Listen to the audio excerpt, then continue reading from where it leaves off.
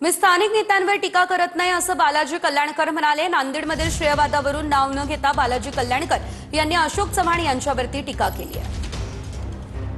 जे स्थानिक नेते असतात त्याच्यावर मला टीका करायची नाही।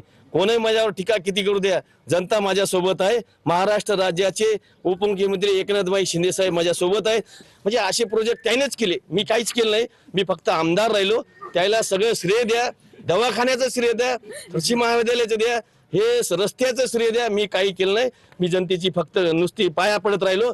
असंच धरा की त्याने माझी दखल घेतली, एवढी मोठी दखल माझ्या गरीब माणसासारख्याची माझ्यासारख्या सामान्य माणसाची दखल त्याने घेतली, म्हणजे मी जितलो। चिपळूणमधील कृषी महोत्सव कार्यक्रमामध्ये नारायण राणेंना भोवळ आलेली आहे। कृषी महोत्सव कार्यक्रमात नारायण राणे यांना भोवळ आली।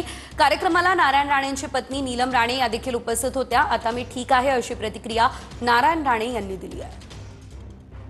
अशी बोलताना की मी वर जातानाच माझं ब्लड प्रेशर लो झालं होतं आणि डायबिटीस 350च्या वर गेलं आणि त्याच्यामुळे थोडी चक्कर आली होती। आता मी परत ठीक आहे, आता परत एका शाळेत चाललो।